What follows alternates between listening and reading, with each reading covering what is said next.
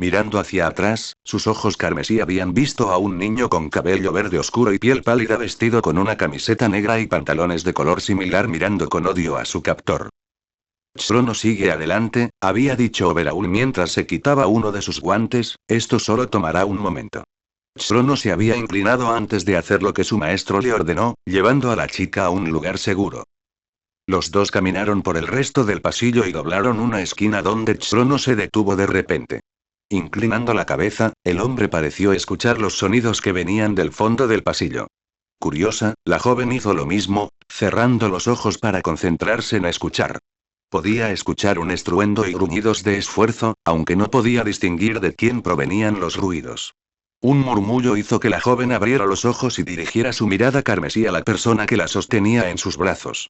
Se sorprendió al ver que Chrono, que siempre había seguido las órdenes de Overhaul sin quejarse, parecía dividido entre obedecer y regresar. Tengo que ayudarlo, murmuró Chrono y, para su sorpresa, el hombre, después de otro momento de deliberación, la había dejado en el suelo.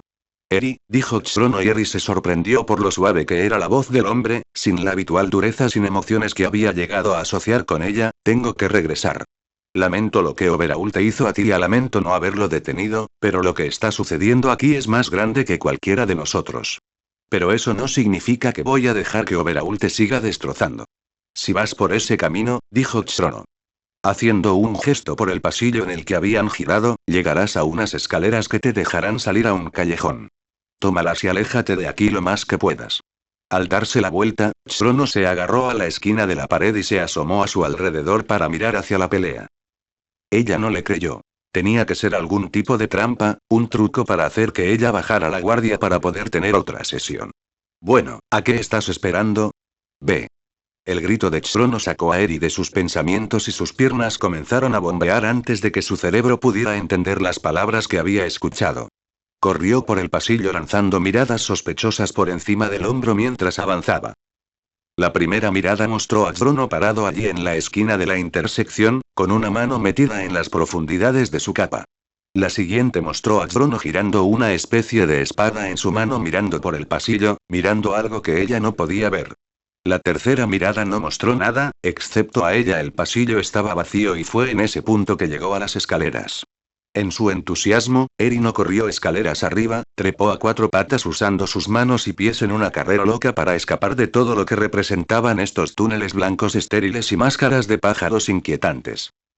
Momo cayó de cabeza al caer al suelo rodando hasta detenerse. Gimiendo, obligó a su cuerpo dolorido a ponerse de pie, con el brazo izquierdo colgando inerte a su costado torcido, sino roto por completo. Durante la pelea, su capucha se había caído dejando al descubierto su cabello rabenete, que estaba suelto y resbaladizo por su propia sangre. Su máscara kabuki estaba agrietada y rota alrededor de su ojo derecho, el orbe de onix debajo casi completamente hinchado y cerrado por un golpe que Momo no había podido esquivar después de que dicho ataque rompiera el escudo que había formado para protegerse. Considerándolo todo, Momo estaba actualmente en proceso de perder, muy mal. Así que esta es la diferencia entre entrenamiento y experiencia, pensó Momo sombríamente mientras enfocaba su único ojo de trabajo en Rappa. Al ex luchador clandestino le estaba yendo mucho mejor que a su oponente con varios cortes leves en el torso y los brazos, la mayoría de los cuales goteaban finos rastros de sangre. De hecho, la única lesión realmente notable que sufrió el hombre fue el hecho de que ahora le faltaban el dedo anular y el meñique izquierdos. Momo había estado a la defensiva durante la mayor parte de la pelea, si es que se le podía llamar así. Todo lo que había hecho era crear escudo tras escudo, cada uno de los cuales había sido más débil que el anterior. Los cortes en Rappa fueron con un pequeño cuchillo que había hecho para complementar su escudo, pero hasta ahora los cortes estaban resultando ineficaces contra el hombre más grande. Un patrón había comenzado a formarse en su lucha, Rappa saltaría hacia adelante y destruiría su escudo, una andanada de golpes reduciría el metal a poco más que un trozo de chatarra. Luego, Momo cortaría a Rappa y lo cortaría, lo que haría que el hombre saltara hacia atrás para evitar que le cortaran más, tiempo durante el cual ella crearía un nuevo escudo, repetiría según fuera necesario.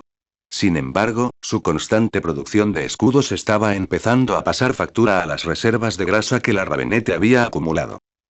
Momo simplemente estaba agradecida de haberse abastecido antes de la redada, comiendo un verdadero festín de alimentos grasos, desde pizza y hamburguesas estadounidenses hasta un buffet literal de postres como pasteles, helados, brownies, galletas y más.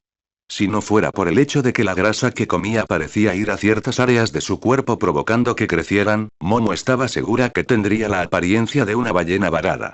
Pero, de nuevo, también lo haría su padre, y todos aquellos que habían tenido el don antes que ellos, así que tal vez en realidad era un poder menor del don, esa era una idea interesante, algo en lo que pensar si de alguna manera fuera capaz de sobrevivir.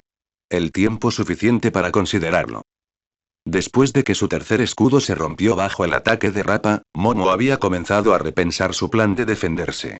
La peculiaridad de Rappa, Strongarm, le permitió al hombre rotar sus hombros a velocidades sobrehumanas, pero cansó a Rappa cuando abusó de su peculiaridad.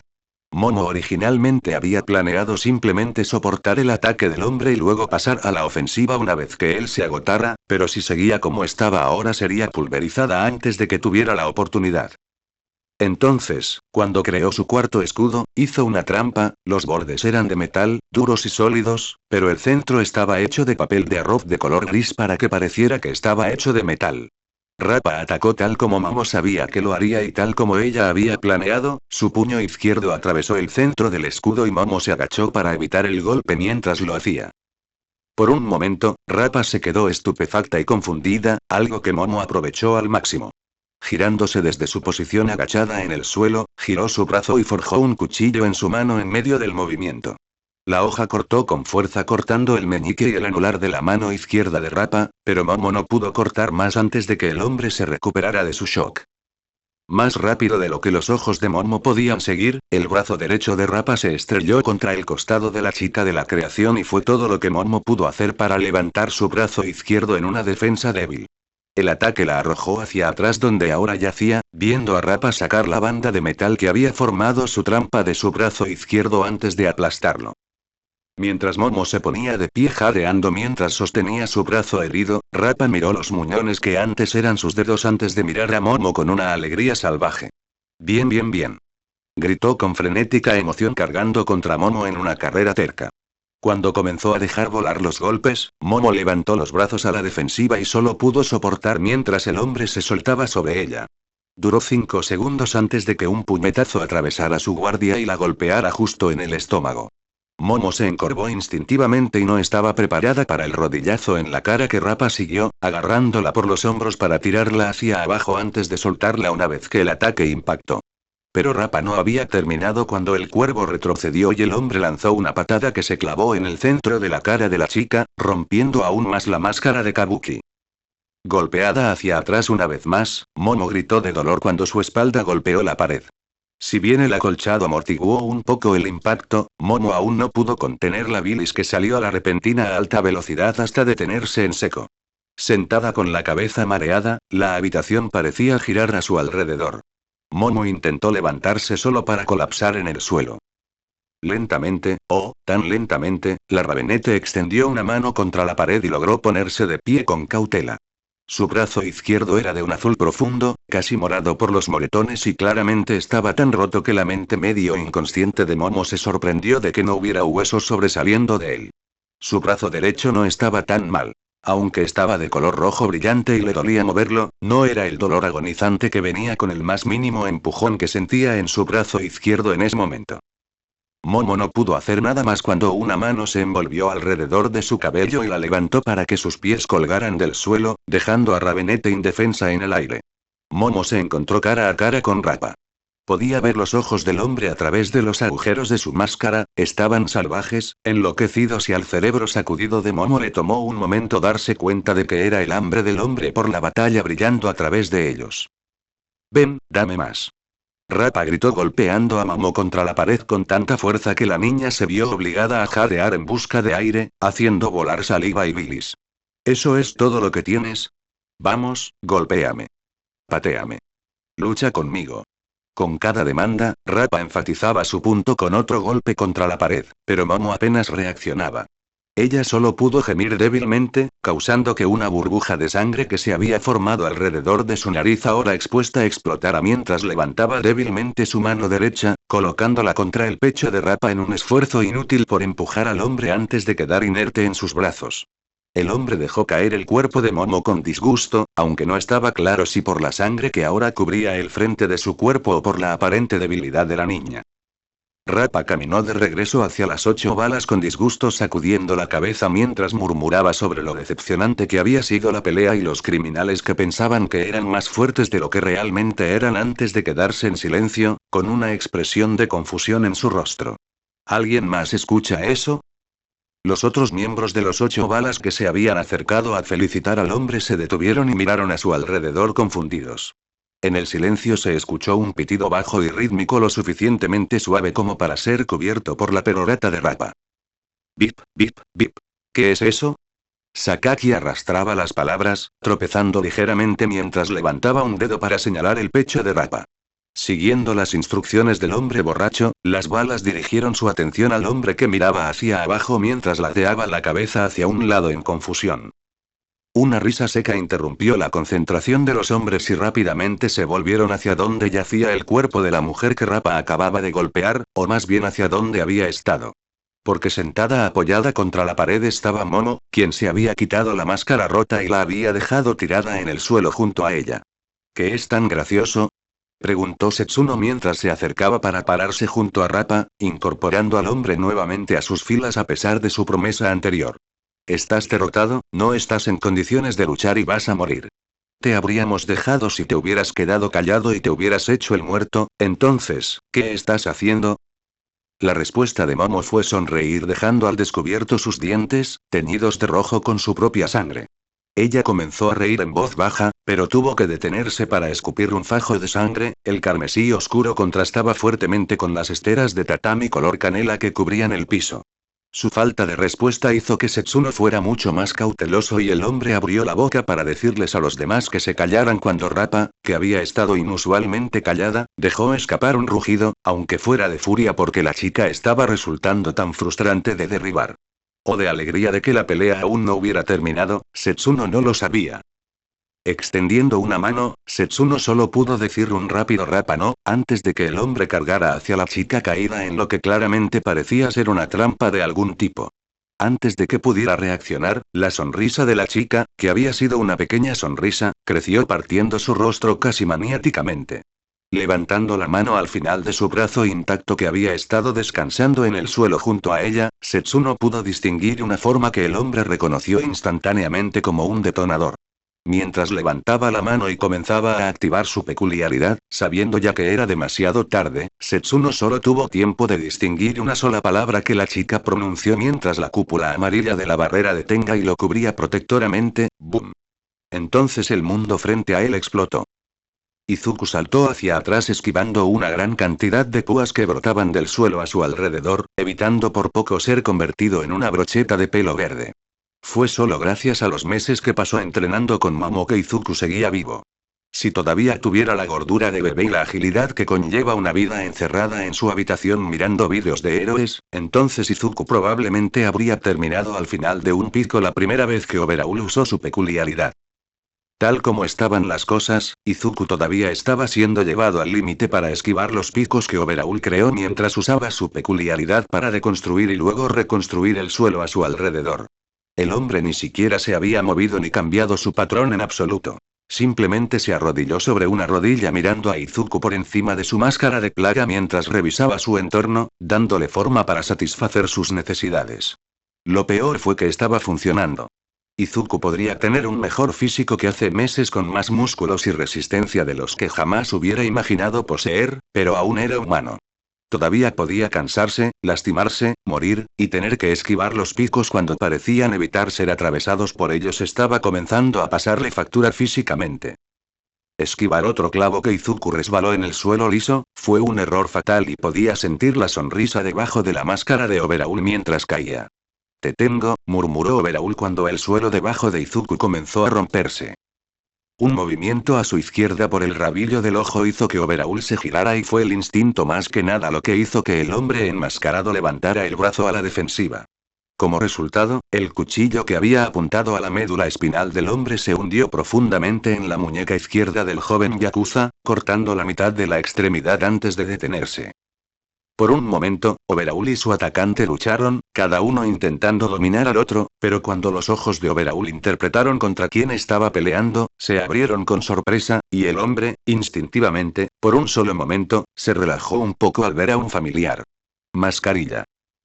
Ese breve momento de debilidad fue todo el tiempo que Chronostasis necesitó para empujar su espada el resto del camino a través de la muñeca de Overaul, cortando el apéndice del brazo del hombre. Dicha mano pareció caer al suelo en cámara lenta, su impacto con el suelo envió gotas de sangre volando, tiñendo los pisos limpios de un espeluznante lunar rojo.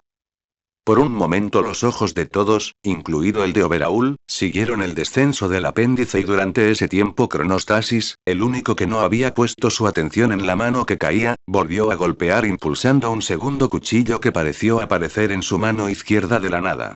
En la parte inferior de la otra muñeca de Kai, obligándola a despegar del suelo y salvando la vida de Izuku, dándole al greenete el tiempo necesario para ponerse de pie donde se sacudió el polvo.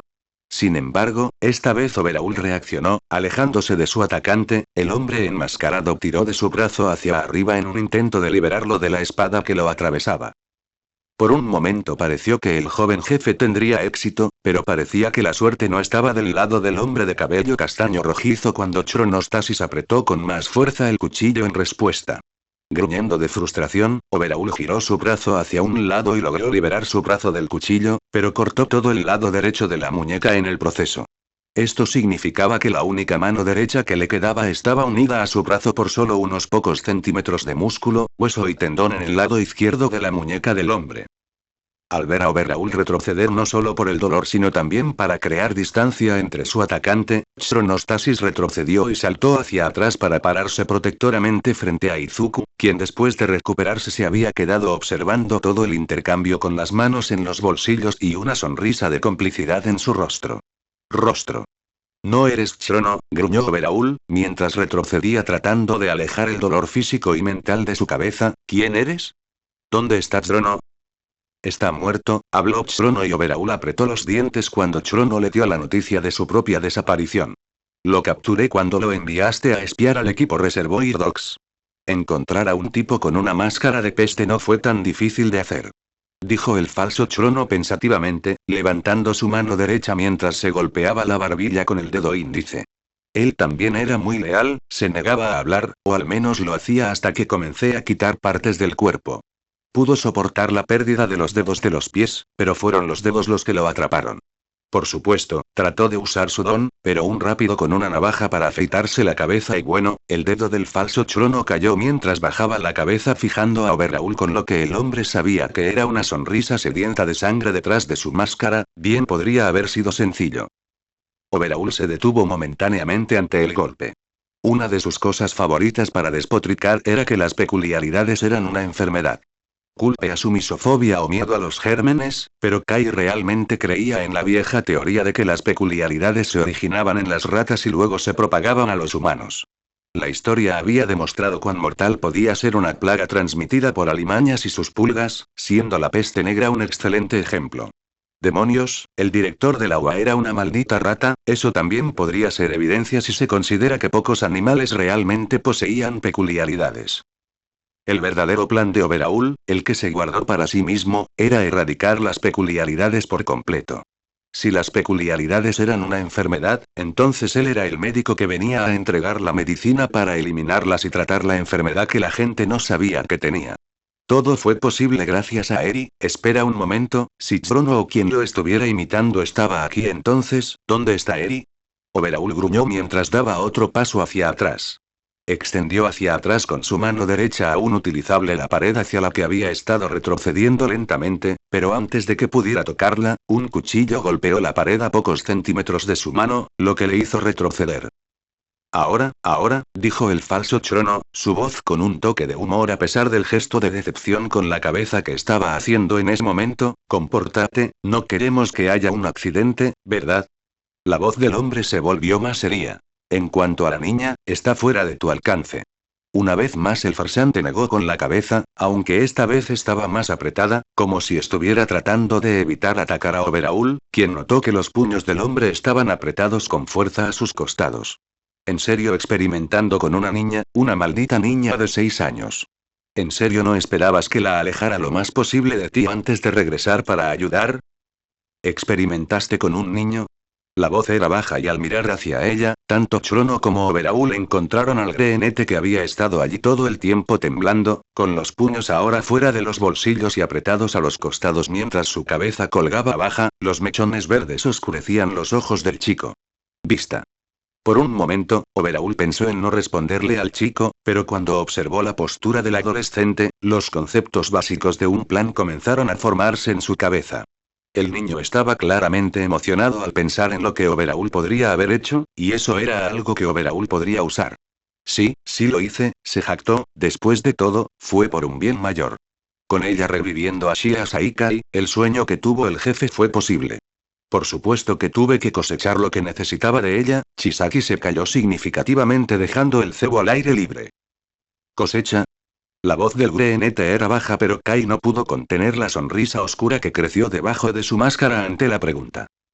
Sí, cosecha, dijo Overaul, con voz alegre como si estuviera teniendo una conversación amistosa con un vecino sobre el clima. Necesitaba su sangre, médula ósea y bastantes pedazos que solo podía obtener de ella si, bueno, iba a acabar dentro de ella, si entiendes lo que quiero decir. Kai observó cómo el greenete comenzaba a temblar enojado. Mientras tanto, el falso Chrono miraba a los dos hombres de un lado a otro, claramente confundido, tratando de entender qué estaba haciendo Overaul. Sus riñones, hígado, algunos huesos, todo eso, no algunas virutas o fragmentos, y creo que incluso tomé su tronco cerebral en un momento, no recuerdo para qué lo necesitaba, pero, Overaul se encogió de hombros con indiferencia, cuanto más sepas, es necesario. Todo fue necesario para ayudarme en mi investigación. Fue solo mi suerte que tuve la peculiaridad perfecta para ello. Se detuvo una vez más cuando el rostro del chico de cabello verde se abrió con los ojos muy abiertos al darse cuenta de lo que Chisaki quiso decir. Solo un empujón más. Overaul levantó su brazo izquierdo, con el codo doblado para que el muñón donde había estado su mano faltante fuera evidente para que todos lo vieran justo al lado de su rostro. Fue muy fácil cosechar lo que necesitaba cuando deconstruí su cuerpo. La corté de par en par. Abierto para poder entrar allí y obtener lo que necesitaba. Luego, un toque de mi mano una vez que terminé y puff, todo mejor. Una vaca como nueva, lista y esperando su próximo sacrificio. Ella sintió todo, por supuesto, ¿te lo imaginas? Tener 6 años y sentir cómo tu cuerpo se transformaba una y otra vez en contra de tu voluntad, contigo atrapado dentro incapaz de hacer nada más que sentirlo todo. Después de la tercera vez, el greenete parecía estar tomando todo. Su moderación para evitar intentar arrancarle la cabeza a Overaul. El más mínimo toque de un dedo en el gatillo metafórico lo haría estallar. Sin embargo, Overaul no puso un dedo en el botón del greenete. Le dio un puñetazo, ella ni siquiera se molestó en gritar. Izuku no, gritó Chrono, acercándose al chico pero ya era demasiado tarde. Con un rugido de justa ira, Izuku cargó hacia adelante, retirando su brazo para darle un puñetazo directo a la cara de Overaul. Overaul sonrió levantando la única mano que le quedaba. Los ojos de Izuku se abrieron cuando su cerebro finalmente se dio cuenta de la trampa en la que había caído, pero ya era demasiado tarde, su mano ya se movía hacia adelante y no había nada que Izuku pudiera hacer para retirarla. Gritó Chrono, un grito de Noo. Resonando por el pasillo que de otro modo estaría desierto. Carne se encontró con carne. Overaul activó su peculiaridad. E Izuku cayó hacia atrás mientras las estériles paredes blancas que rodeaban a los tres se teñían de carmesí por la sangre roja que los salpicaba. Cuando el polvo se disipó, Tengai dejó caer su barrera. Tanto él como las otras balas agradecieron mentalmente la misofobia de Overaul, lo que hizo que el hombre requiriera que usaran algún tipo de máscara. Sin ella, el polvo y el humo en el aire habrían visto a las balas en sus manos y rodillas tosiendo un pulmón. Así las cosas, se vieron obligados a esperar hasta que el polvo se asentara y el humo escapara de la habitación a través del sistema de ventilación. Cuando todo finalmente se dispersó y los 4 bullets restantes pudieron ver, ninguno de ellos pudo controlar su sorpresa ante la vista que les esperaba. Momo todavía descansaba contra la pared donde había estado acostada, un escudo que la niña obviamente había creado en un intento de protegerse cayó al suelo con un ruido sordo que reveló el cuerpo inconsciente de la Ravenete. Quemaduras rojas en su piel expuesta y un ligero trozo de carbón mostraban donde el calor y las llamas de la explosión habían logrado burlar su defensa improvisada. Sin embargo, el foco principal del grupo estaba en Rappa. Como luchador clandestino, Rappa había sido conocido por su físico, a veces ni siquiera usaba su peculiaridad y confiaba solo en su fuerza natural para golpear a sus oponentes contra el suelo. Mientras que otros héroes e incluso algunos villanos confiaban en equipos o dispositivos especializados para ayudarlos en una pelea, Rappa confiaba solo en su cuerpo.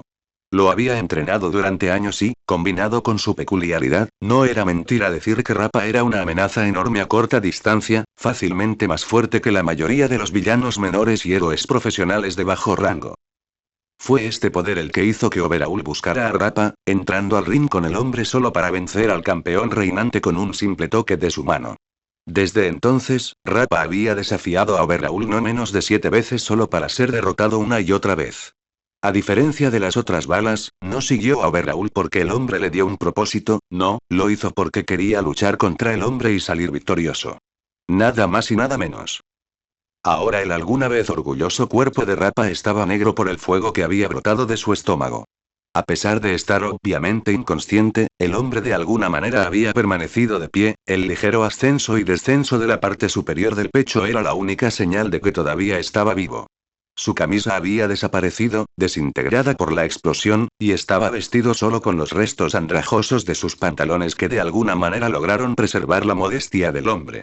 Tiras negras, los restos de lo que alguna vez fue su máscara, se adhirieron a la cabeza de Rappa, aunque no estaba claro si fue porque habían sobrevivido a la explosión o porque el calor había sido tan fuerte que se habían derretido y endurecido en la piel desnuda del hombre. El cabello naranja castaño normal de Rappa estaba carbonizado dejándolo calvo en algunos puntos y tiñendo el resto de su cabello del color del hollín, pero lo peor de todo era el estómago del hombre que parecía algo de una película de terror. El sonido de las arcadas llegó a los oídos de Setsuno y el hombre se giró para ver a Tengai en el suelo habiéndose quitado la máscara para poder vomitar sin la barrera que creaba su máscara. Al volverse para mirar a Rappa, Setsuno se sintió tentado a unirse a él mientras la bilis subía a su garganta. La explosión no solo había ido hacia afuera, sino también hacia adentro. La piel del estómago de Rappa prácticamente había desaparecido, vaporizada por la explosión, exponiendo los vulnerables órganos internos y huesos del interior. El hígado, el estómago, el intestino, un riñón y lo que podría ser un pulmón. Quemaduras visibles estropearon dichos órganos y los huesos de las costillas de Rappa estaban cubiertos de ceniza y carbón. Sangre de color rojo oscuro, tan oscura que era prácticamente negra, goteó de la herida abierta al piso de abajo, uniéndose al charco creciente debajo del hombre, tornando el piso ahora ennegrecido de color carmesí. ¿Por qué no sangra más?, susurró Tabe. La herida está cauterizada, respondió Tengai, con la voz entrecortada, como si el hombre estuviera muerto por dentro.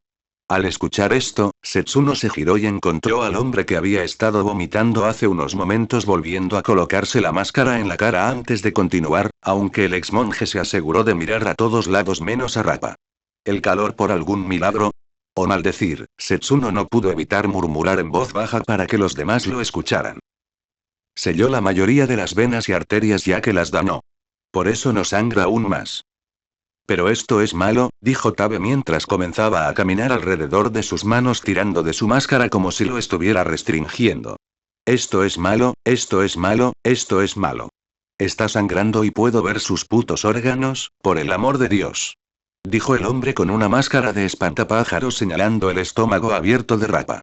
Necesitamos sacarlo de aquí, llevarlo a un hospital o a un médico. A Overhaul, algo. ¿Por qué? Sakaki se quejó, mientras el borracho tropezó hacia adelante para apoyarse en Setsuno, quien empujó al hombre con disgusto. Perdió, lo que significa que fracasó. Y todos sabemos cómo Overhaul trata los fracasos, dijo el hombre, su voz al final sonaba casi sobria. Efectivamente, añadió Tengai al girar Setsuno encontró al monje con su mirada firmemente fijada en un lugar en la pared que de alguna manera había evitado ser quemado. Sería mejor para él y para nosotros si lo dejáramos aquí. Pero él es miembro de las balas, protestó Tabe, es nuestro compañero de equipo, nuestro amigo. No podemos simplemente dejarlo aquí. Morirá. Y yo sé que. Gritó Tengai, girándose para mirar a Tabe, abriendo los ojos mientras lo hacía. ¿Crees que quiero dejarlo cuando podamos ayudarlo? Va en contra de las cosas en las que creía como monje hacerlo, pero créanme, mi miedo a Overhaul es mayor que mi deseo de ayudar a alguien que ya está muerto. Setsuno, suplicó Tabe, volviéndose hacia el hombre rubio. Tenemos que ayudarlo, ¿verdad? Setsuno abrió la boca para responder solo para cerrarla antes de abrirla nuevamente. Sin embargo, se salvó de responder cuando la habitación comenzó a temblar y el polvo empezó a caer del techo. Mientras el cuarteto miraba hacia arriba, todos observaron con fascinación y horror cómo 5 enormes garras, no muy diferentes a las de un topo, penetraban el techo enviando escombros y polvo hacia los de abajo. Los agudos ojos de Setsuno pudieron distinguir varios cuerpos entre los escombros, incluido el de Mimik, mientras el techo era arrancado sobre ellos. Tengai rápidamente formó una barrera alrededor de las balas, aunque cuando grandes trozos de concreto y escombros rebotaron en el escudo amarillo, Setsuno pudo ver la tensión que estaba ejerciendo sobre él. Cuando el techo finalmente cedió y se derrumbó por completo, una forma grande y monstruosa cayó dentro de la habitación enviando una ola de polvo hacia afuera. La presión del aire de la ola fue demasiado para Tengai cuando se sumó a la tensión que el hombre ya estaba sintiendo al bloquear los escombros que caían y la barrera cayó enviando a las balas y al cuerpo inconsciente de Rappa volando hacia atrás, el ex caza clandestino inconsciente aterrizó sobre su espalda.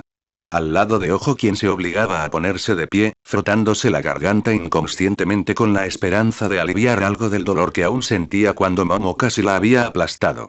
Mientras las otras 4 balas todavía en condiciones de luchar se levantaron para unirse a él, los 5 observaron al recién llegado, solo ahora revelado cuando el polvo una vez más comenzó a asentarse. La criatura medía 40 pies de altura y fue solo gracias al techo derrumbado que el gigante no se vio obligado a agacharse para caber en la habitación. Tenía el pelo castaño puntiagudo y partes de su cuerpo parecían ser irregulares, muy parecidas a las rocas. Estaba vestido solo con un par de pantalones cortos negros que abrazaban con fuerza la parte inferior de su cuerpo, pero lo más inquietante de él era cómo sus dientes y dedos sobresalían de su cuerpo, sobresaliendo en ángulos antinaturales, casi dolorosos. Mientras contemplaban al titán ante ellos, los instintos primarios se despertaron dentro de cada una de las balas. Sus propios cuerpos, las células dentro de ellos gritaban peligro en letras mayúsculas. Esta cosa ante ellos no era humana, era un monstruo, un demonio y si luchaban contra él, las balas no tenían dudas de que perderían. Fue todo lo que pudieron hacer para permanecer perfectamente quietos, paralizados por el terror puro mientras la criatura parecía oler el aire. Aquí no, murmuró la criatura, su voz áspera y chirriante. Aquí no, pero cerca. Cerca. La criatura pareció olfatear de nuevo y los Bullets observaron con horrorizada fascinación cómo se alejaba de ellos, centrándose en el cuerpo inerte de la chica con la que habían estado luchando minutos antes. Asistente. Murmuró la criatura, extendiendo una mano gigante que arrancó a la niña del suelo levantándola para examinarla a la altura de los ojos a varios pisos del suelo. Herir. La criatura notó antes de olfatear nuevamente, huele a otros objetivos. Y las balas solo pudieron quedarse quietos mientras la mirada de la criatura se volvía hacia ellos. Mientras observaban, la criatura dejó a la niña con cautela en el suelo solo para que una sustancia negra parecida a un exudado emergiera inmediatamente de sus labios. El líquido envolvió el cuerpo de la niña por completo antes de disiparse y ante los ojos de las balas tanto la niña como el líquido desaparecieron dejando a los 5 solos con el titán cuya mirada se centró únicamente en ellos. Sin embargo, por muy grande que fuera su miedo por el monstruo frente a ellos, había otro al que temían aún más y, por eso, cuando garras gigantes brotaron de los dedos del gigante y su cuerpo pareció crecer aún más, si eso era posible, las balas se prepararon. Se prepararon para la pelea que seguramente seguiría. Izuku cayó hacia atrás aterrizando sobre su trasero con un pequeño golpe, sus ojos eran del tamaño de platillos mientras miraba la escena frente a él. El ligero aumento de los ojos de Overhaul fue la única señal visible de que el joven jefe de la Yakuza también estaba sorprendido. Juntos, los dos observaron cómo Chrono caía hacia el suelo aparentemente en cámara lenta, el muñón desnudo y sangrante que sobresalía unos centímetros de su hombro era la única señal de lo que una vez fue el brazo derecho de Chrono. Mientras caía al suelo, Overhaul se sorprendió al ver una baba gris que cubría a Chrono o más bien parecía emerger del hombre. Mientras observaba, la ropa y el contorno del hombre parecieron disolverse, ocultando la figura dentro por un momento antes de que el viscoso capullo estallara. Overhaul sintió que sus ojos se abrieron con sorpresa al ver a su teniente, segundo al mando y amigo de la infancia convertirse en una chica de cabello rubio.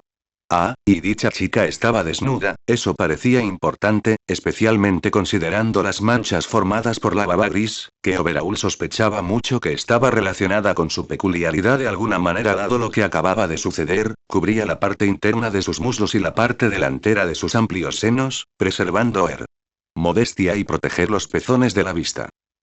La sorprendente visión de la que podría llamarse la mejor y única amiga real de Kai transformándose en una adolescente desnuda hizo que el joven, una vez más bajara la guardia, y al igual que antes el rubio no dudó en aprovechar su momento de debilidad. Su brazo izquierdo podría haber sido arrancado hasta la nada, pero todavía tenía el derecho y no dudó en usarlo. Un cuchillo apareció en su mano y la chica se giró en medio de la caída para cortar verticalmente hacia arriba a Chisaki en un intento desesperado de cortar lo que quedaba de su muñeca derecha. Sin embargo, Overhaul se recuperó más rápido que la última vez y se inclinó hacia atrás sacando su brazo derecho fuera del alcance de la chica. Sin embargo, eso no disuadió a la chica, sino que la rubia cambió la trayectoria de su ataque y su corte cortó la mejilla izquierda de Overhaul. Continuando hacia arriba, el ataque cortó los hilos de la máscara de plaga de Overhaul y la hizo caer al suelo, pero eso no fue todo, justo antes de que se viera obligada a alejarse para evitar extender demasiado su espada logró alcanzar el ojo de Overhaul. Cuando el orbe dorado estalló, Overhaul gritó, un dolor estalló dentro de él que, combinado con la extremidad que ya le faltaba y la muñeca lesionada, abrumó su mente.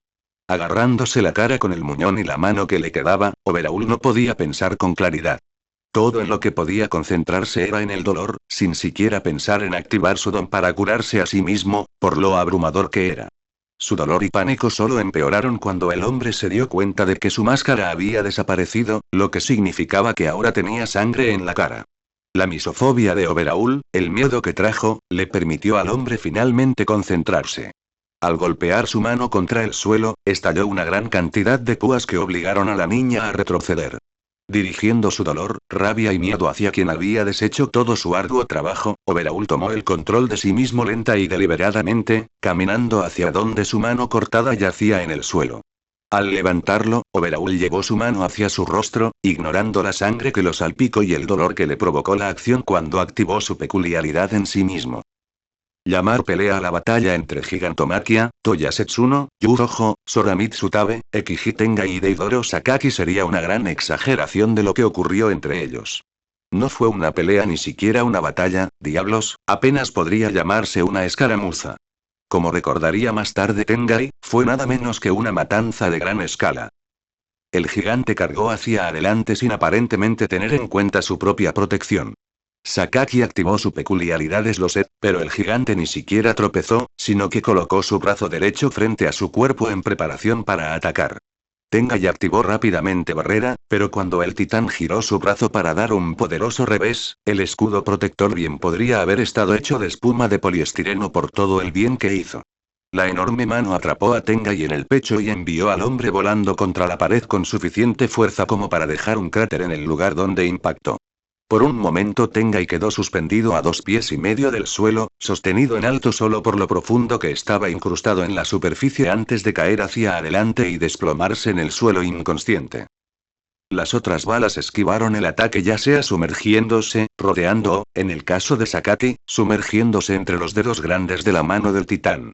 Sakaki sacó sus cuchillos arrojadizos del interior de su capa y soltó una andanada contra la cara del gigante, lo que obligó a la criatura a levantar su mano izquierda para proteger sus vulnerables ojos. Mientras el monstruo estaba ocupado, Ojo cargó hacia adelante activando su peculiaridad, lo que provocó que crecieran cristales sobre sus brazos, cabeza y espalda. Setsuno se unió a él, recuperando el estoque que había sido descartado antes. Juntos, los dos atacaron uno de los pies expuestos del gigante solo para que sus ataques rebotaran, incapaces de penetrar el duro músculo del cuerpo de Gigantomachia, un subproducto de otra de las peculiaridades del hombre.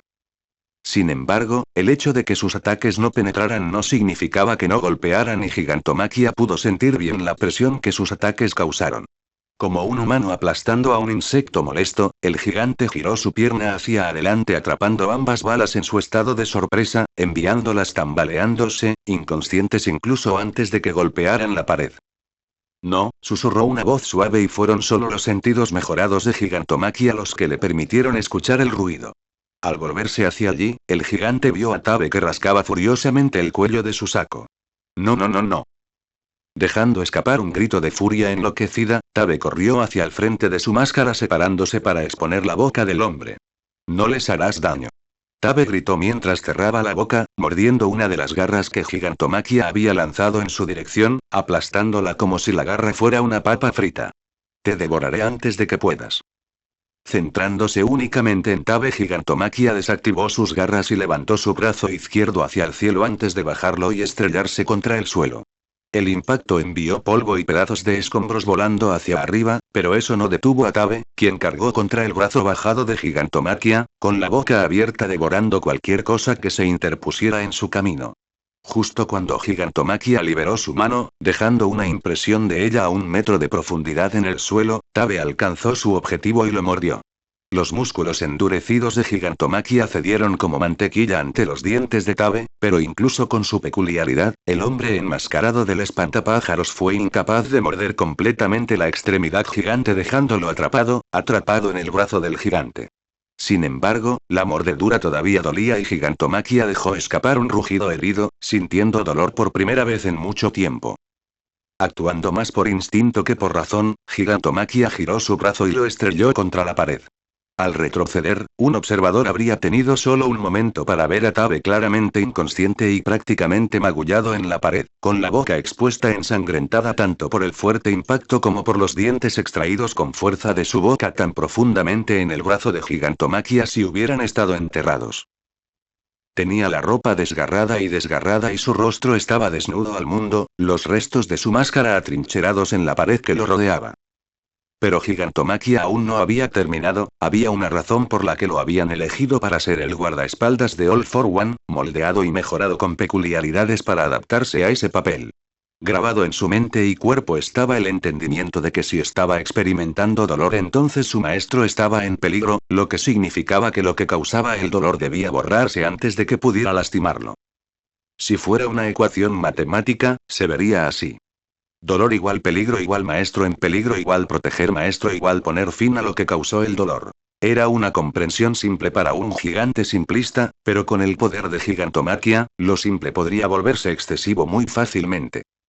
Esa programación que había sido introducida en él una y otra vez es lo que causó que Gigantomachia continuara su asalto al inmóvil Tabe, llevando su mano derecha hacia adelante apenas unos segundos después de haber separado la bala de su otro brazo. Activando las garras de topo, Gigantomachia enterró la garra de su puntero a través del torso de Tabe, perforando la pared detrás de él, las garras de sus otros dedos golpearon la pared alrededor del hombre. La mera diferencia de tamaño entre los dos prácticamente garantizaba que Tabe estaba muerta, pero Gigantomachia no estaba programado para tomar un Casio prácticamente como un resultado aceptable, necesitaba estar seguro y por eso no dudó en hacerlo. Atravesando el cuerpo del hombre, destrozándolo. Moviendo su brazo hacia la derecha, la garra de Gigantomachia vaporizó lo que quedaba del costado de Tabe, salpicando sangre, órganos y trozos de carne y tejido no identificables en los alrededores. Como si eso no fuera suficiente, la garra en su pulgar que se había ido a la izquierda de Tabe, fallando por completo al hombre en el golpe inicial de Gigantomachia, fue con la mano del gigante mientras la cortaba hacia la derecha. Esto significó que la garra atravesó el cuerpo de Tabe justo por encima de la cintura del hombre, dividiendo al hombre horizontalmente, cortándolo en dos. Al ver a sus compañeros derribados tan fácilmente, y la pura brutalidad de su enemigo al ser herido, la única bala restante, la confianza de Sakaki se hizo añicos. Al darse la vuelta, el hombre intentó huir corriendo, arrastrándose sobre los cuatro, tropezando con rocas y escombros mientras lanzaba miradas desesperadas por encima del hombro, su borrachera había terminado por puro terror dejando al hombre completamente sobrio por primera vez en años. Sin embargo, Gigantomachia no era más que obediente y se giró moviéndose a velocidades que parecían imposibles para su gran tamaño, inmovilizando al hombre contra el suelo con una sola garra gigante. Por favor, Sakaki graznó su voz débil, te daré todo lo que quieras. Yo puedo ayudarte, sé cosas importantes. Sé dónde se guarda el dinero, haré lo que quieras. Gritó el hombre con lágrimas que se filtraban por los mismos orificios para los ojos que había diseñado específicamente para dejar entrar el saque con tanta facilidad, simplemente no me mates. No te mataré, habló Gigantomachia en el mismo tono grave que había usado antes, aunque ahora contenía los más mínimos rastros de emoción. Maestro, el heredero te necesita. Al presionar un poco más fuerte, Gigantomachia dejó al hombre inconsciente. Cuando Sakaki finalmente quedó inerte, Gigantomachia se levantó y desactivó su peculiaridad de gigantificación, encogiéndose para permanecer en su altura normal pero aún enorme. Levantando la cabeza, Gigantomachia olfateó el aire una vez más, esta vez captando con éxito el olor de Izuku. Estaba cerca y tenía 3 olores cercanos. Uno olía como una mujer que había olido en el heredero del maestro cuando los dos se conocieron en el almacén, pero el otro era nuevo. Por un momento, Gigantomachia consideró ir a ayudar, pero descartó la idea. Un señor tenía que ser fuerte y el nuevo aroma parecía peligroso, un desafío perfecto para que el niño demostrara su valía. Satisfecho con su decisión, Gigantomachia se dispuso a recoger los cuerpos inertes de las balas que lo rodeaban, así como el cuerpo de un hombre que recordaba haber sido enterrado en una pared que había atravesado. Cuando llegó al cuerpo de Tabe, dudó pero finalmente decidió dejar al hombre atrás. Si bien le dolía saber que no había cumplido la voluntad de su maestro al no completar el objetivo del heredero de recuperar todas las balas con vida, tal acto aún podría tener su utilidad. Serviría como otra prueba, para ver cómo reaccionaba el chico al no conseguir todo lo que quería. Mientras se alejaba del cuerpo de Tabe, Gigantomachia comenzó a alejarse, con balas y el hombre en la pared inconsciente sobre su espalda. Fue una larga caminata de regreso a su maestro, quien le había dicho que regresara con quien quiera que capturara y aún tenía que agarrar el cuerpo de la creciente bala que había derrotado antes. Al menos no tendría que lidiar con ningún héroe profesional, pensó el gigante con tristeza. Todavía estaban concentrados en las explosiones y recién ahora empezaban a darse cuenta de que en el caos los criminales se perseguían unos a otros. La distracción había sido bien planeada, el gigante tuvo que admitir, con un poco de suerte se habría ido con los cuerpos mucho antes de que los héroes llegaran a investigar la incursión. Mientras colocaba a ojo boca arriba con los demás, Gigantomachia creció y salió del agujero hacia la base subterránea hacia la carretera de arriba, solo para ser recibido por 3 coches de policía y un héroe profesional menor que se giraron para mirar al gigante con miedo. Suspiró profundamente, esto podría tomar un poco más de tiempo de lo que había pensado originalmente. Una Overhaul sana y curada, lo último que Izuku había querido enfrentar durante su incursión en Shia Saikai. La peculiaridad de Overhaul era increíblemente peligrosa, lo que le permitía remodelar su entorno por capricho y matar a alguien con el más mínimo toque de un dedo. Fue pura suerte que el hombre no hubiera estado completamente concentrado cuando puso una mano sobre Toga destrozando su brazo en lugar de todo su cuerpo. En la batalla, Izuku sabía que las posibilidades de salir victorioso sobre el hombre enmascarado eran escasas o nulas, especialmente en combates a corta o media distancia. Como resultado, la solución ideal, y la que él hubiera querido usar primero, habría sido que alguien simplemente hubiera disparado a Overhaul cuando estaba caminando por la calle, preferiblemente desde un par de docenas de cuadras de distancia de donde el francotirador habría estado fuera de la vista y del alcance de la mayoría de las peculiaridades de detección que tendían a funcionar solo en el área inmediata del usuario. Desafortunadamente, el cronograma de Overhaul era casi imposible de predecir, cambiaba constantemente y solo lo conocían sus asesores más cercanos. Entonces Izuku había optado por el plan B. Estaba realmente agradecido por cualquier giro del destino que lo hubiera llevado a entrar en contacto con Toga ese día en el callejón. Si tuviera que elegir entre 3 tontos delincuentes de poca monta cuyo mayor delito había sido robar un colinabo podrido y dejar caer una campana de iglesia sobre la monja principal de un pacto o una chica cuya peculiaridad la convertía en la espía perfecta, Izuku tendría que elegir esta última cada vez. Tiempo. El plan era simple. Secuestrarían a un miembro del Shia Saikai y Toga lo reemplazaría. Pasaría algún tiempo mimetizándose y asegurándose de que no la descubrieran mientras intentaba aprender el diseño aproximado de la base. Cuando Izuku y sus fuerzas atacaron, Toga separaría a Chisaki de los otros miembros mientras que Izuku los perseguiría usando un rastreador en Toga.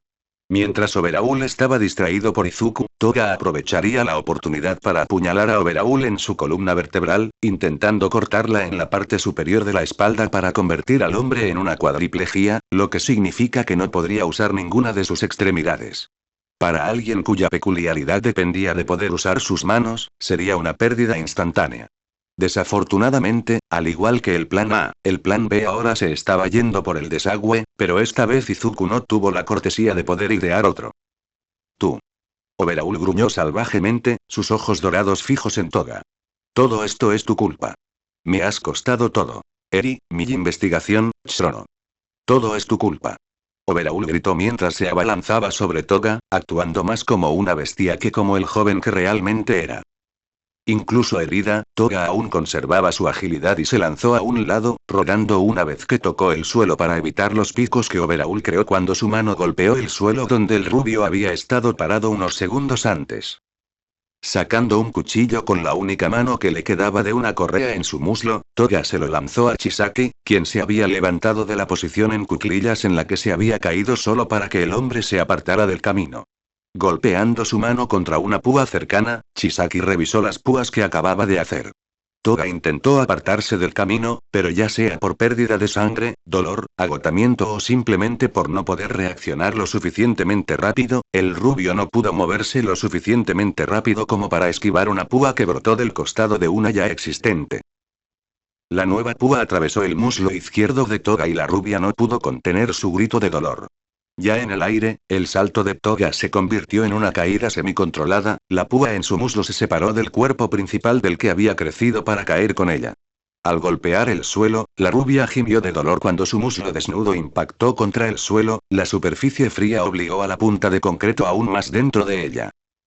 Riendo oscuramente, con una mirada enloquecida en sus ojos dorados, Overaul caminó hacia donde la rubia yacía en el suelo, tratando de usar la única mano que le quedaba para alejarse del hombre que se acercaba a ella, dejando 2 rastros de sangre carmesí a su paso desde su extremidad faltante.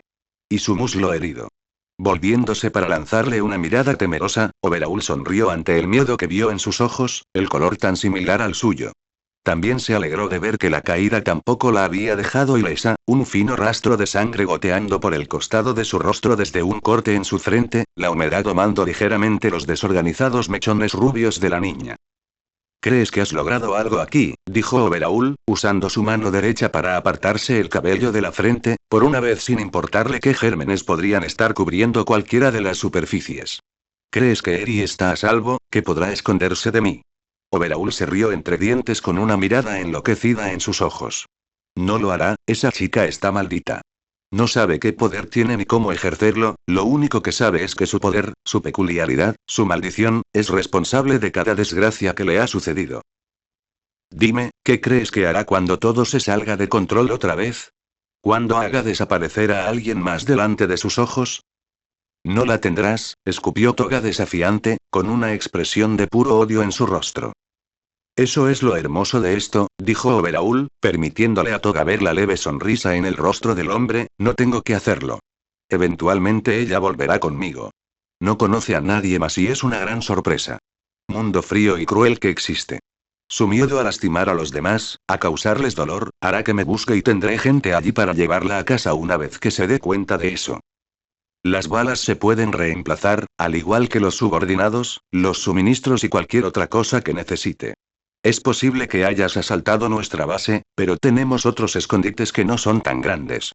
Fuiste tras nuestra base, pero dudo que hayas ido tras nuestros fondos, lo que significa que todavía tengo dinero para pagarle a la gente y conseguir el equipo que necesito.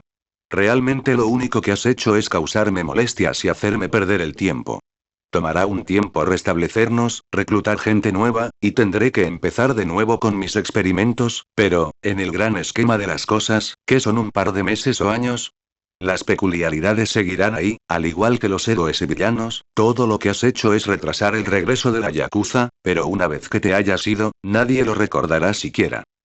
Vete al infierno, siseó Toga, trató de escupir al diablo de un hombre agachado sobre ella pero fracasó estrepitosamente, la saliva roja y sangrienta simplemente se deslizó por su mejilla hasta el suelo junto a ella. Oh, lo haré, pero no hasta dentro de muchos años más. Saluda a la madre de Eri de mi parte y asegúrate de hacerle saber el gran cuidado que he estado teniendo con su pequeña. Levantando su mano derecha, Overaul alcanzó el rostro de Toga, la chica rubia miraba desafiante al hombre en el espacio entre sus dedos mientras la sombra de su mano cubría su rostro. Una sombra repentina en el suelo junto a él fue toda la advertencia que Overaul tuvo que esquivar para apartarse del camino. Agachándose hacia un lado, Overaul se puso de pie, al girarse vio como una pequeña piedra de concreto resonaba en el suelo junto a donde él había estado agachado, muy lejos de él y de la rubia que había estado justo debajo de sus dedos. Los ojos de Overhaul escanearon de un lado a otro buscando a la persona que lo había lanzado, el greenete que se había escapado de su mente, pero las púas que había estado usando para luchar ahora bloqueaban su vista ofreciendo una multitud de escondites. Gruñendo molesto, Overhaul se agachó hasta el suelo debajo de él, asegurándose de mantener la cabeza en alto y los ojos moviéndose de un lado a otro mientras lo hacía, para no ser emboscado en su breve momento de debilidad. Como resultado, cuando hubo movimiento detrás de él, Overhaul se giró inmediatamente solo para ver otra roca caer al piso de abajo. Al reconocer la distracción como lo que era, Overhaul inmediatamente comenzó a darse la vuelta solo para esquivar una piedra lanzada débilmente, cortesía de la rubia discapacitada que yacía en el suelo, quien le mostró una sonrisa manchada de sangre a través de dientes carmesí. Una vez más la furia se apoderó de los pensamientos de Overhaul y dio un paso hacia el rubio solo para gritar cuando algo golpeó su espalda. Al girar, Overhaul cortó su mano derecha en el aire con un golpe horizontal, el greenete que lo había emboscado se agachó bajo el salvaje golpe. Overhaul le tuvo solo un momento para ver el cuchillo manchado de sangre en la mano del niño antes de que dicha hoja fuera golpeada en su costado, una tercera vez. Su mano derecha extendida por el swing, Overhaul se lanzó hacia adelante con su izquierda solo para que el chico la esquivara hacia atrás fuera de su alcance. Su costado y espalda palpitaban por las puñaladas. Overhaul consideró curarse a sí mismo, pero rápidamente desechó la posibilidad a un lado a favor de atacar. Buscó el suelo, pero rápidamente se vio obligado a esquivar un cuchillo que le arrojaron. Chisaki sonrió, el chico había dejado a un lado su única arma para evitar que usara su don. Eso dejó a greenete sin armas, inofensivo y, según lo que Overhaul había visto, el niño carecía de una habilidad para pelear, estaba indefenso, un cerdo listo para lo que estaba a punto de ser una matanza literal. Avanzando una vez más, Overhaul extendió el brazo hacia el chico que dio un paso atrás temeroso, la tranquila máscara de control que el greenete había estado usando se hizo añicos un poco, los ojos se dirigieron hacia su pierna y una mirada de traición se deslizó por el rostro del chico. La vista hizo sonreír a Chisaki y cuando su mano se acercó, Overhaul pudo sentir que todo volvía a ir en su dirección, hasta que un cuchillo lo golpeó en la espalda, nuevamente. Por un momento se preguntó de dónde había salido la espada antes de golpearlo, el chico no había estado lanzando su cuchillo para evitar que Overhaul usara su don, se lo había estado lanzando a su compañera, la chica herida que había sido asesinada. Tirado en el suelo y, en la mente de Overhaul, fuera de la pelea. El dolor repentino hizo que el líder del Shia Saikai tropezara y el greenete que parecía estar preparándose para huir saltó a la acción. Agachándose bajo su mano extendida, el niño golpeó con un puño el estómago de Chisaki, dándole al hombre solo un momento para darse cuenta de que no había sido el greenete atrapado en su trampa sino él atrapado en la del niño. La saliva voló pero el greenete, no Izuku, no había terminado.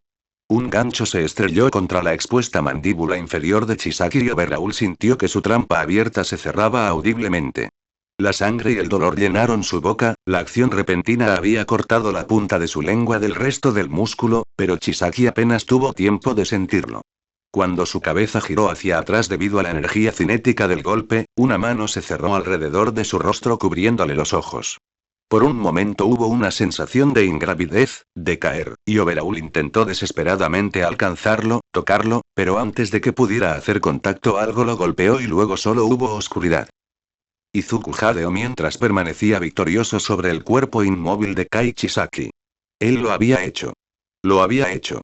Una risa incrédula se escapó de la boca del greenete cuando sus rodillas cedieron bajo él y cayó al suelo, apoyándose en una de las púas que sobresalían de él mientras intentaba comprender el hecho de que sin peculiaridad había logrado superar a un hombre con lo que fácilmente era una de las peculiaridades más poderosas que jamás había encontrado. Por un momento, Izuku consideró si realmente necesitaba una peculiaridad. Tal vez, solo tal vez podría lograr sus objetivos sin uno. Izuku dejó que su mente imaginara la realidad pero finalmente sacudió la cabeza, alejando los pensamientos. No, si bien era un bonito sueño, tenía que afrontar la realidad. No podía dejarse atrapar por delirios. Tenía que ser realista. Una peculiaridad era necesaria para su éxito y no estaba dispuesto a renunciar a la que tenía delante.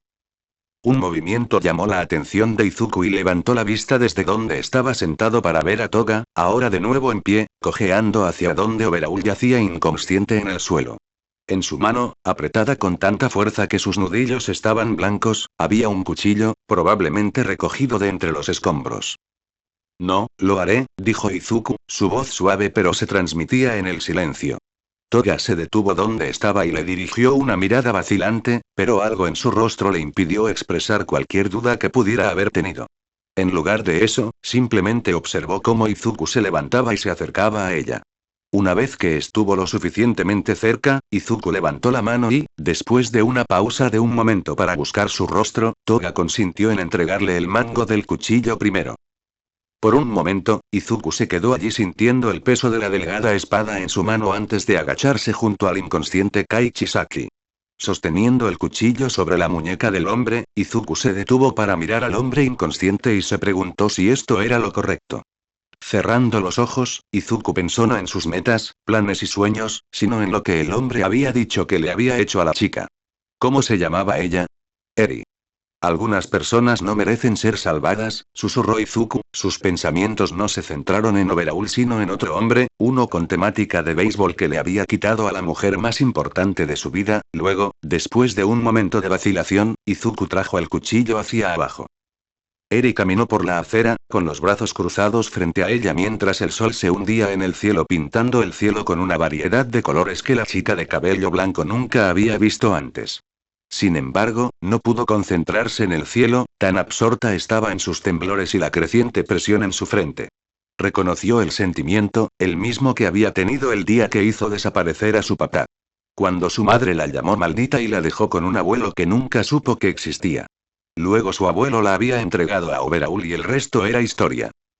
Ella era una maldición, un error, y en ese momento estaba haciendo todo lo que podía para internalizar la creciente presión, pero era como tratar de represar un río embravecido con ramitas o bloquear una manguera contra incendios con un dedo, sin importar lo que hiciera, la presión seguía creciendo y el peso que aumentaba lentamente en el lado derecho de su cabeza le dijo a la niña que la presión no era lo único que crecía. Un golpe repentino hizo que Eri tropezara y por un momento perdió la concentración. Rápidamente trató de recuperar el control, pero cualquier influencia que pudiera haber tenido desapareció hace mucho tiempo. Oye, ¿estás bien? Una voz repentina la sobresaltó y levantó la vista para ver a un hombre con traje de negocios acercándose a ella, su expresión era de preocupación, pero Eri solo podía ver la mano. Una mano que la tocaría y luego, sabía, el hombre desaparecería tal como lo hizo su papá. No. Gritó, alejándose del hombre a cuatro patas, no me toques. Mirando frenéticamente a su alrededor, Eri solo ahora se dio cuenta de la masa de gente que la rodeaba, gente de todas las edades, gente a la que podría hacer desaparecer para siempre. Lágrimas de miedo comenzaron a caer por su rostro y, en todo caso, el líquido pareció preocupar aún más a la gente. Manos se acercaron a ella, voces preguntaron si todo estaba bien, pero todo lo que Eri pudo ver, una y otra vez, fue papá acercándose a ella y preguntándole cómo estaba su pequeña princesa unicornio, luego una presión en su frente y papá se fue dejando solo su ropa detrás. Un grito ahogado hizo que Eri, de 4 años, se diera vuelta y encontrara a su madre parada en la puerta de la habitación, con una mano sobre la boca mientras ojos temerosos miraban a su propia hija de carne y hueso. ¿Mami? Eri había preguntado, ladeando inocentemente la cabeza hacia un lado. ¿A dónde fue papá? No. Eri gritó mientras regresaba al presente, no lo haría, no podía hacer desaparecer a nadie más. Poniéndose de pie comenzó a huir de la gente, de su pasado, de todo. Después de todo estaba maldita, ¿qué importaba lo que le pasara? Como en respuesta, la presión aumentó con fuerza renovada casi haciendo que Eri cayera de rodillas. Al levantar la vista, sus ojos rojos encontraron la entrada a un parque. Había oído hablar de parques antes por uno de los libros que le había dejado un cuidador. Eran lugares tranquilos, pacíficos, donde no iba mucha gente. Fue perfecto.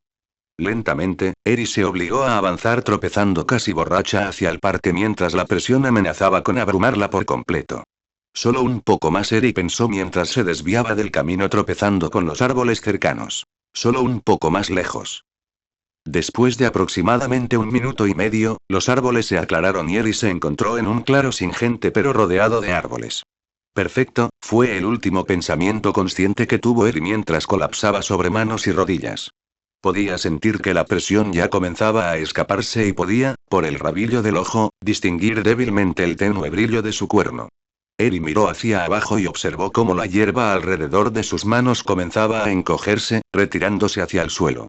Ver su poder maldito en acción una vez más hizo que Eri intentara controlar la presión, pero una vez que comenzó, su maldición no tenía intención de inclinarse ante su voluntad una vez más. La presión que se había ido acumulando durante todo el día y que había aumentado durante semanas ahora estalló como el Vesubio sobre Pompeya. Eri abrió la boca pero no pudo decir si surgió un grito tan abrumador como la fuerza que se le escapaba. Su cuerno ahora del tamaño del que había visto en el hombre en las noticias brillaba con una luz cegadora, lo que obligó a Eri a entrecerrar los ojos para ver.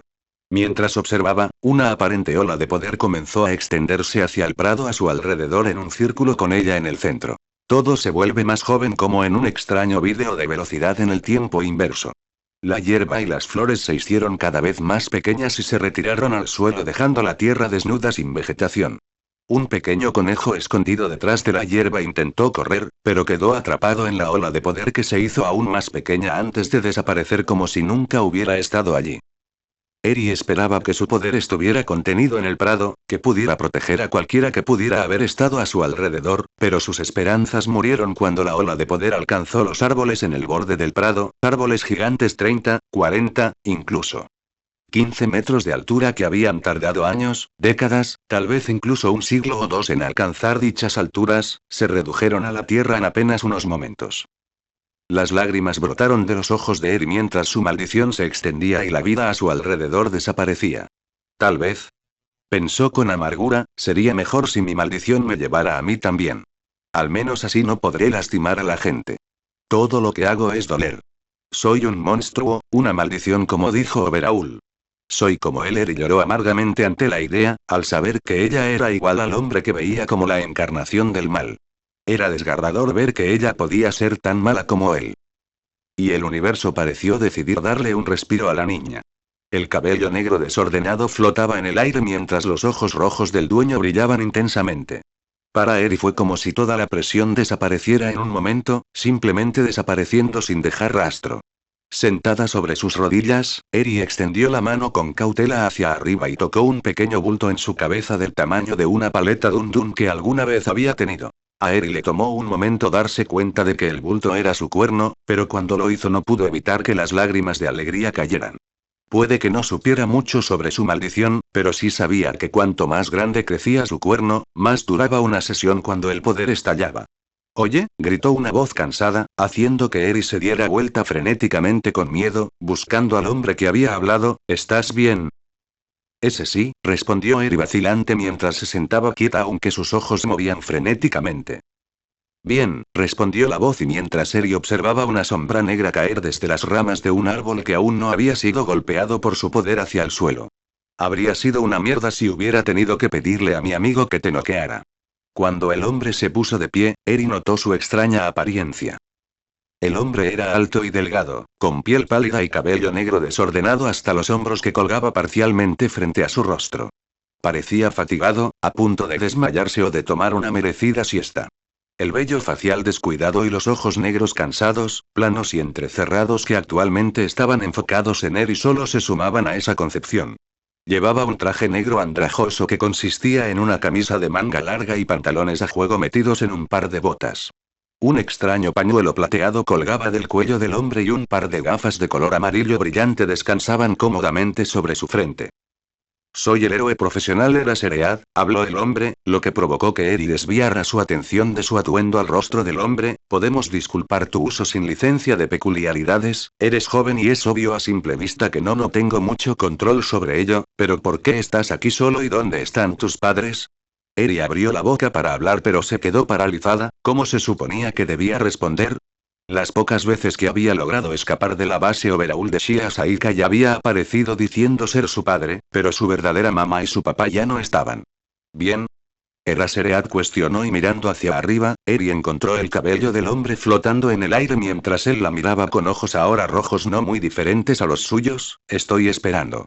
La técnica intimidante fue demasiado para Eri después del día que había tenido, así que hizo lo que haría cualquier niño pequeño ante algo aterrador.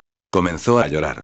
Inmediatamente el cabello de Eraseread volvió a caer y sus ojos rojos volvieron a su color negro normal. Espera, tartamudeó, extendiendo sus manos apaciguadoramente, obviamente nervioso, no hay razón para llorar, no estoy enojado. Solo estaba tratando de que me dijeras lo que necesitaba saber para ayudar.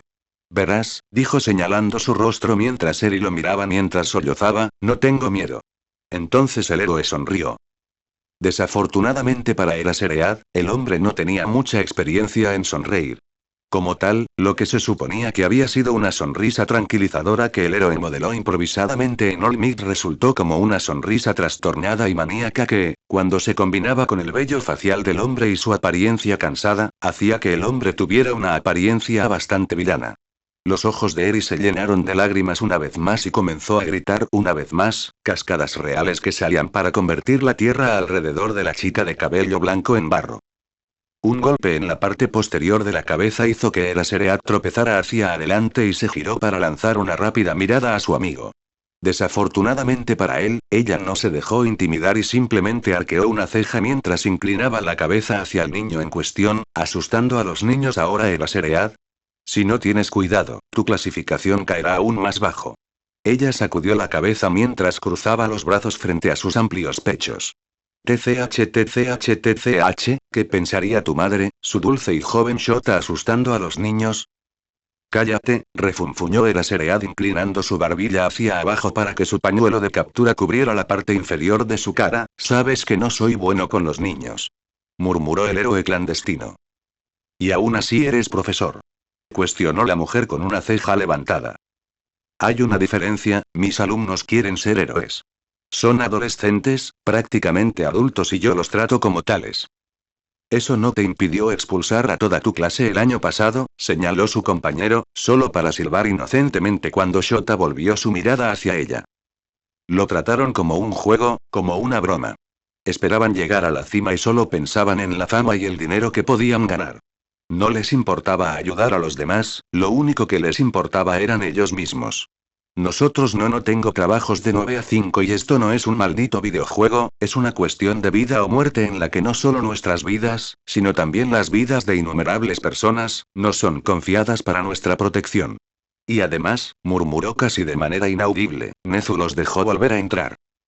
Está bien, entiendo tu punto, la mujer levantó las manos en el aire solo para dirigir su dedo índice derecho al pecho de Shota, pero, eso no significa que no puedan aprender. Este año no se expulsará a toda la clase en el primer día, eso es una orden. Sí, señora, murmuró el héroe cansado, Nezu ya me dijo que solo puedo expulsar a uno el primer mes y aún así estará sujeto a revisión. Cualquier otra expulsión tiene que pasar por él. Genial, dijo alegremente su compañero, es bueno ver que la rata realmente los mantiene a raya este año.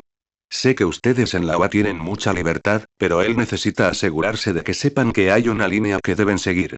No puedo cruzar. Después de todo, dijo, su expresión alegre se volvió mortalmente seria y, en la humilde opinión de Shota, mucho más intimidante que cualquier mirada que pudiera esperar lanzar, no querrías que viniera a investigar. ¿Lo harías? No, suspiró Eraseread. Genial, ahora ¿cuál es el problema con la chica? No lo sé, suspiró Shota mientras se recostaba contra un árbol cercano, no pude sacarle nada antes de que comenzara a llorar. Sin embargo, es obvio que ella no sabe mucho sobre su peculiaridad y parece un tipo de reserva si tengo que adivinar. Su cuerno era del tamaño de Miyagi, ya sabes por las noticias, pero cuando lo borré se convirtió en eso. Dijo señalando a la chica que finalmente había dejado de llorar y ahora los estaba mirando a los dos a través de cautelosos ojos hinchados con borde rojo carmesí. Cuando se activó, su poder se extendió en una onda que afectó todo su entorno, aunque no estoy seguro si eso se debió a la cantidad de poder que había acumulado o algún otro factor. Todo lo que puedo decir es que afecta a los seres vivos. Ella convirtió un prado en esto, dijo señalando la tierra desnuda que los rodeaba, y la vi hacer desaparecer un conejo. ¿Desaparecer? Desaparece, puff, lo que quieras decir en un momento estaba ahí y al siguiente ya no estaba. Necesitaremos obtener su expediente si queremos aprender más y tal vez incluso un médico de peculiaridades si su peculiaridad ha cambiado de alguna manera. Podría haber sido mal etiquetado o clasificado incorrectamente, podría explicar por qué ella no tiene control sobre ello. Está bien, dijo su compañera, asintiendo con la cabeza en señal de comprensión mientras avanzaba hacia la chica que comenzó a gatear hacia atrás, con expresión temerosa. Al ver que la mujer se detuvo y se agachó, balanceándose sobre las puntas de sus pies para que la joven no se sintiera presionada. Hola, cariño, no voy a lastimarte, solo quiero ayudar. Por un momento la niña se quedó callada, obviamente estudiando a la dama, juzgándola para ver si sus palabras eran ciertas. ¿Cómo te llamas? La mujer infló sus mejillas en un obvio puchero. ¿Qué quieres decir con que no me reconoces en la televisión? Eso duele, linda. La chica se rió en voz baja y luego se quedó congelada, pareciendo sorprendida de haber hecho tal ruido. Mi nombre no es Linda, soy Eri. Se quejó, inflando sus mejillas en una imitación bastante adorable del puchero de la mujer. Y qué lindo nombre para una chica como tú. Bueno, Eri, para responder a tu pregunta, dijo la mujer, levantándose para adoptar una pose que mostraba su traje negro ceñido, sin mangas, con rodilleras y dos placas protectoras que cubrían los activos bastante grandes escondidos debajo. Soy un héroe profesional. Ella sacudió la cabeza, haciendo que su cabello de dos tonos azul oscuro y rosa atado en una cola de caballo revoloteara exponiendo el buscador de largo alcance en forma de rayo. Sobre su ojo derecho, el héroe francotirador. Lady Nagant. Bueno gente, ese fue el capítulo número 9, de este fanfic. Espero que haya sido de su agrado. Si es así, dejen su like y suscríbanse, para saber que les gusta y seguir trayendo este fanfic. Eso es todo por hoy. Aquí se despide One for All for One, teorías, y nos vemos en la próxima con un nuevo vídeo. Adiós.